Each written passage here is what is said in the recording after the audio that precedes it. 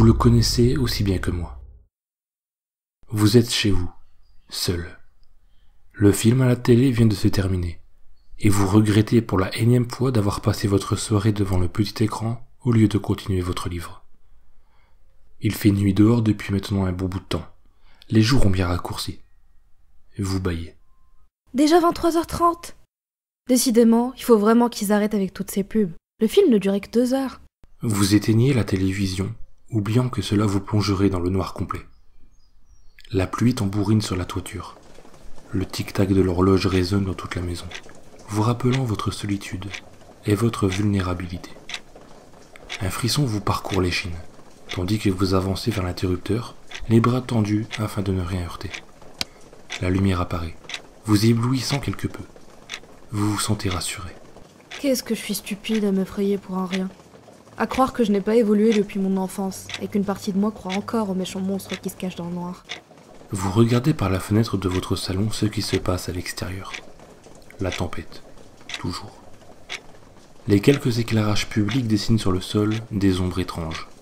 On dirait des silhouettes humaines qui tendent leurs longs bras vers vous, comme pour vous demander de l'aide. Vous sursautez. Là, juste devant votre porte, il y a quelqu'un. Vous reculez d'un pas, machinalement.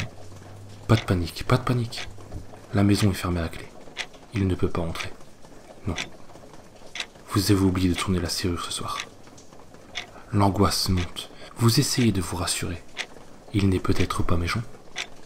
Vous fixez cet homme, tentant de vous cacher le mieux que vous pouvez. Il ne doit pas vous voir. Non, surtout pas. Mais combien a-t-il de bras? Vous comptez. De longues secondes se sont écoulées. Que veut-il à la fin? Il bouge sa tête. Ses 8 bras ondulent dans l'air. Mais il reste les pieds cloués au sol. La boule au ventre, vous continuez votre observation, bien que celle-ci soit rendue difficile par les ténèbres ambiants. C'est là que vous vous rendez compte de l'impossible. Pendant tout ce temps, vous fixiez l'arbuste de votre jardin dont les branches étaient agitées par le vent. Vous riez nerveusement. Un flash lumineux, le tonnerre, la coupure d'électricité, celle que vous ne voulez jamais rencontrer lorsque vous êtes seul la nuit. C'est pas vrai. Vous montez les escaliers tout doucement. Il ne faudrait pas louper une marche dans l'obscurité. Le vent souffle fort dehors. Vous entendez murmurer votre prénom. Vous tournez la tête, le cœur battant à tout rompre. C'était juste derrière vous, mais non, il n'y a rien. Ou plutôt vous ne voyez rien. L'ascension vers votre chambre continue. Enfin, vous êtes à l'étage. Votre chambre est à gauche, il faut juste traverser le couloir. Vos yeux se sont maintenant habitués à l'obscurité. C'est rassurant, vous pouvez à peu près voir où vous allez. Vous pouvez aussi voir cette silhouette remuant à l'autre bout du couloir. À peine avez-vous eu le temps de pousser un cri que quelqu'un souffle votre prénom dans votre nuque. Vous vous retournez d'un coup. La pluie tombe de plus en plus fort. Le vent fait trembler les murs de la maison. Un claquement assourdissant, des aboiements. Ça vient du salon. Il est entré, c'est sûr. Les animaux sentent leur présence. Vous ne pourrez pas dormir en sachant cette chose chez vous. Il faut descendre. Tremblant de tout votre être, vous retournez sur vos pas. Encore ce souffle dans le cou. Encore ce murmure. Toujours ces aboiements crispants. La porte d'entrée est ouverte. Le vent et la pluie s'engouffrent dans la maison avec une puissance incroyable. Vous regardez vite dehors sans rien remarquer de spécial. L'arbuste remue violemment.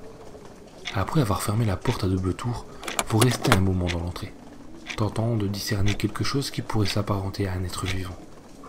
Votre chien se tait soudainement. Il semble n'y avoir rien de spécial dans cette pièce. Finalement, après avoir caressé votre animal de compagnie, vous décidez de remonter à l'étage.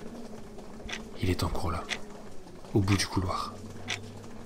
C'est un cauchemar, il vous fixe. Mais qui est-il? Il a 2 bras. Mais bien sûr, le miroir. Il est votre reflet. Comment ai-je pu être aussi stupide? Enfin, vous poussez la poignée de la porte de votre chambre et entrez. Il fait froid. Un souffle. Votre prénom encore. Vous hurlez n'en pouvant plus. Ah, qu'est-ce que tu sois, laisse-moi tranquille, je t'en prie! C'est alors que vous remarquez que la fenêtre est ouverte.